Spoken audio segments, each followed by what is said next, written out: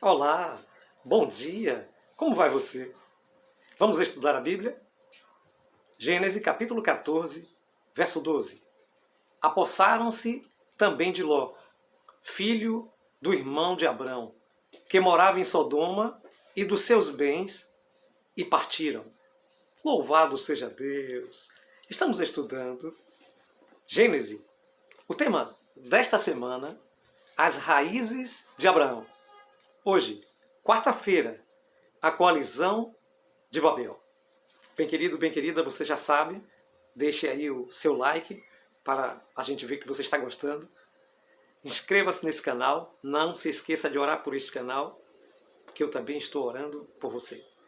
Bem, estamos numa lição muito interessante sobre a vida de Abraão e as coisas que estão nesse contexto ao redor da história. E é interessante quando a gente percebe o que está por detrás dos bastidores, o que está justamente por detrás da cortina. Temos que responder aqui a seguinte questão: que ponto relevante vemos no fato de que essa guerra ocorreu logo após a doação da Terra Prometida? O que essa história nos ensina sobre Abrão?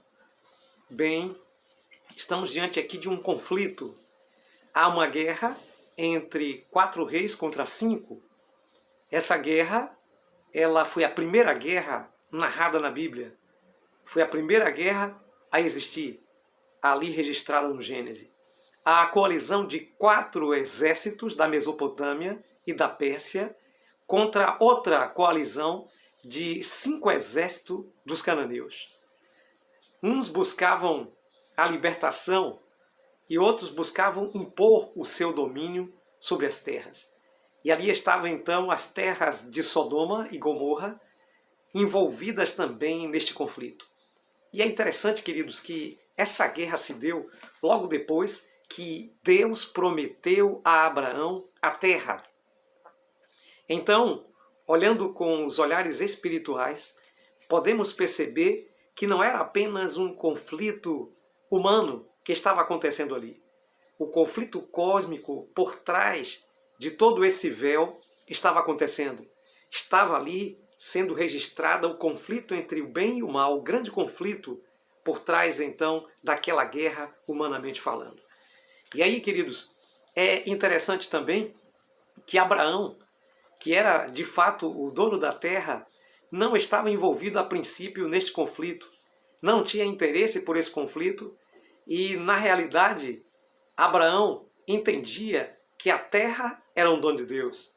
Agora, ironicamente, foi o único que de fato era o dono da terra que estava de fora. Mas é interessante que também a gente note que Abraão entra nessa guerra não por causa da terra, não por causa do poder, não por causa do domínio. Abraão entra nessa guerra por amor ao seu sobrinho Ló. Sim, Ló, aquele mesmo que havia feito questão das melhores terras e deixado Abraão com as terras não tão boas. Agora ele foi envolvido neste conflito e ele foi levado, ele foi sequestrado por aqueles reis que achavam que eram vencedores do conflito. E agora então Abraão, quando fica sabendo dessa notícia, ele organiza o seu acampamento sob a direção divina e vai para essa guerra. Mas ele vai com o objetivo de libertar não somente Ló, mas aqueles que haviam sido levados, sequestrados injustamente. E Deus é com Abraão e ele consegue a vitória e consegue libertar o seu sobrinho. Portanto, podemos ver que Abrão, ele não guardava ressentimento de Ló por Ló ter deixado a ele depois de tanto o que Abraão fez com ele, e ele produziu para com Abraão ingratidão. Mas Abraão não guardava ressentimento e diante daquela batalha, daquela calamidade que aconteceu com seu sobrinho, ele foi para libertar como um parente, como um pai, como um amigo que ama muito os seus e quer encontrar então essas pessoas no seu melhor bem-estar. Bem, as pessoas estavam ali percebendo que espécie de homem era Abraão. e o que Deus estava fazendo por meio dele. E o nome de Deus foi glorificado na vida de Abraão.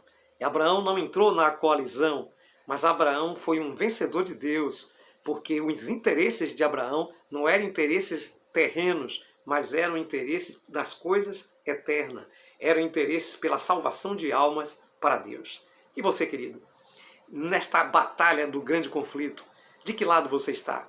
Venha para o lado de Jesus para ser mais que vencedor em Cristo Jesus. Se esse é seu desejo, então ore comigo. Bom e eterno Deus, obrigado por entender que Abraão foi um exemplo e que ele lutou a batalha da fé e que o Senhor esteve com ele. Obrigado porque também o Senhor está conosco, em nome de Jesus.